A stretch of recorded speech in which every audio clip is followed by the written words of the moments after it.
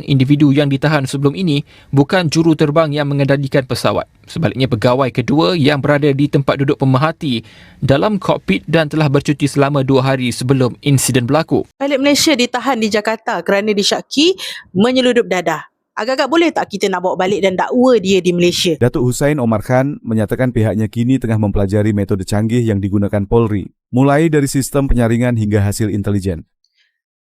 Malaysia kini dibuat linglung dan tak habis pikir. Mereka kebingungan bagaimana aparat Indonesia bisa dengan mudah membongkar aksi licik pilotnya yang menyelundupkan barang haram. Bukannya introspeksi, pengakuan dari pihak jiran justru terdengar lucu seolah menutupi sistem mereka yang kebobolan. Perbedaan kelas sangat nyata, aparat kita bertindak tegas, sementara mereka sibuk kepo rahasianya. Lebih anehnya lagi, kini muncul desakan konyol dari warganet Malaysia yang ngotot meminta agar sang pilot dikembalikan ke negaranya. Mereka berdalih ingin menghukum pelaku sendiri di sana. Tentu saja permintaan absurd ini memicu tawa, mengingat kedaulatan hukum Indonesia pantang diintervensi dan tiada ampun bagi para perusak masa depan. Polis Diraja Malaysia PDRM akan menghantar pasukan pegawai penyiasat dan risikan Jabatan Siasatan Jenayah Narkotik JSJN Bukit Aman ke Jakarta, Indonesia minggu depan.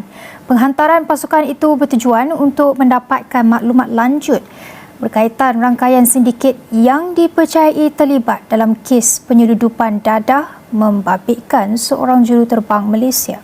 Memetik bernama pengarah JSJN Bukit Aman, Datuk Hussein Omar Khan berkata, pasukan itu akan berada di Jakarta dari 11 hingga 15 Ogos bagi membantu melengkapkan siasatan termasuk mengenal pasti sumber bekalan dadah, kaedah penyeludupan serta kemungkinan kaitan suspek dengan sindiket di Indonesia.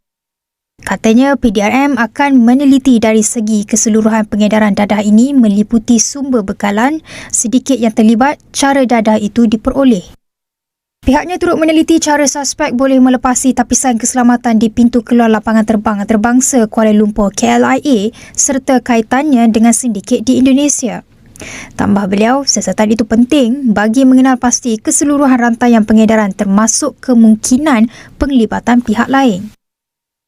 Mengulas kedudukan suspek yang kini berdepan proses undang-undang di Indonesia, Hussein berkata tiada permohonan ekstradisi akan dibuat dan juruterbang tersebut perlu menjalani proses perundangan di negara itu.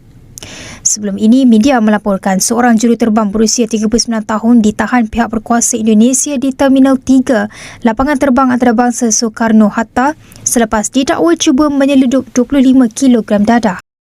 Pilot Malaysia ditahan di Jakarta kerana disyaki menyeludup dadah. Agak-agak boleh tak kita nak bawa balik dan dakwa dia di Malaysia instead of berada di Indonesia? Ni yang ramai salah faham. Bila dia ditahan di negara Indonesia, maknanya dia tertakluk kepada undang-undang di Indonesia. Dia akan disiasat dan akan didakwa mengikut undang-undang Indonesia. Apa yang kedutaan Malaysia boleh buat adalah memastikan dia punya hak asasi terpelihara dan juga memberi bantuan, memastikan dia boleh menghubungi keluarga dan juga peguamnya. Tapi tetap kerajaan Malaysia tidak punya kuasa untuk meminta Indonesia untuk pulangkan balik rakyat Malaysia dan membatalkan sebarang pertuduhan jika dibuat kepada rakyat Malaysia. Juruterbang MAS ditahan seludup dadah. Itu saya tak mahu komen lah, sebab apa? Kerajaan Indonesia dah tangkap. Dah ramai dah orang komen. Orang tu komen, orang ni komen, orang tu komen, orang ni komen. Tapi tak ada seorang pun bercakap tentang yang saya nak cakap ni. Hari ni saya nak bercakap. Selalunya lah, kalau kita keluar negara melalui airport, segala benda berlogam kita kena buka. Bubur dalam kotak, masukkan dalam kotak X-ray tu. Termasuklah beg-beg yang kita bawa. Kan? Ataupun melalui kita timbang beg, kita melalui kaunter. Tetap di X-ray.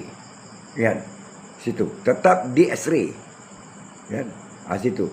Ataupun kalau ikut jalan darat, benda berlogam tu tak dibuka lah. Macam tali pinggang ke apa ke. Apa kita pakai pen ke apa. Berlogam tu tak buka ke apa. Kita tidak naik pesawat. Tetapi beg kita tetap di X-ray. Untuk mengesahkan kita bawa tidak membawa benda-benda yang salah. Tetapi kenapa perkara seperti ini terjadi? Nampak? Beg tu boleh lepas, kan? Wangnya dah melalui custom, dah scan. Ya. Saya naik kapal terbang pergi keluar negara, back tu scan. Balik pun scan juga, kok ada bahan terlarang. Tetapi kenapa lepas? Wahnya pengawalan tu cukup ketat. Tapi kenapa terlepas? Inilah persoalannya pihak kastam, AKPS harus jawab. Harus cari jalan. Kenapa? Kenapa perkara ini berlaku? Sebab apa? Apa yang kita tengok di media sosial, ditangkap di Australia, tangkap di Brazil, tangkap di Eropah, kerana bawa benda-benda ni. Baru ni tangkap di Indonesia, sebelum pun di Indonesia banyak tempat. Kenapa perkara ini berlaku? Kalau ikut jalan darat, saya tak mempertikaikanlah. Mungkin dia sudut lempar ikut pagar ke apa ke, saya tak mau campur lah, kan. Saya itu mungkin ada kelemahan, tetapi melalui udara, melalui kapal terbang kita keluar negara, melalui kapal terbang. Kenapa perkara ini terjadi? Itu persoalan dia. Sebab apa yang saya tengok, banyak yang komen-komen tentang juruterbang ni, tapi tak siapa pun bercakap tentang ini. Dan hari ini saya nak bertanya kepada AKPS ataupun kastam, kena adakah penjagaan kurang rapi? Ini persoalan dia. Bawa 25 kg narkoba, kok bisa gitu ya pilot Malaysia Airlines ini lolos pemeriksaan bandara di Malaysia. Nah, pertanyaan ini lagi-lagi bikin kita bertanya-tanya begitu. Jadi pilot bernama Muhammad Shaufi ini ditangkap di Bandara Suta pas bawa 170 penumpang ke Jakarta. Parahnya dia terbang dalam kondisi positif narkoba. Dia ngaku nekat menyelundupkan 70.000 butir ekstasi di kopernya demi upah 220 juta rupiah. Taktiknya, dia sengaja lewat jalur khusus kru karena ngerasa kopernya ini nggak akan diperiksa seketat penumpang biasa. Gilanya lagi, ini udah aksi ketiganya, lolos. Nah, mendengarkan modus ini, CEO CAAM, lembaga yang gunanya ngatur semua urusan penerbangan di Malaysia, langsung pasang badan.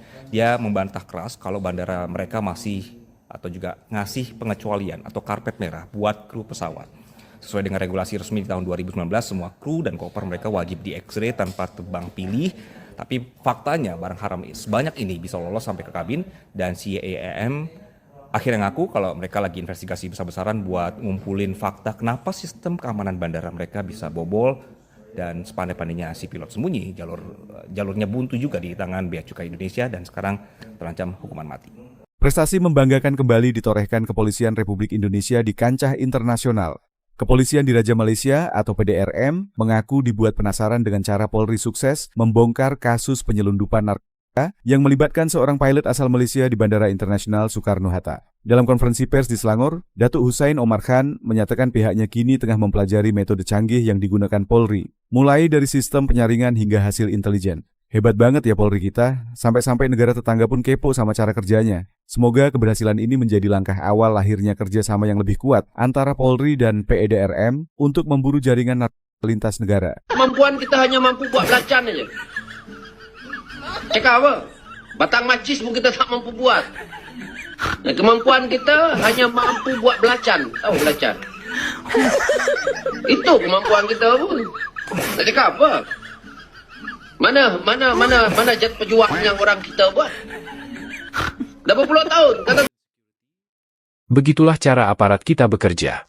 Tak ada ruang negosiasi apalagi kompromi untuk sindikat asing yang berani mengotori tanah air Indonesia.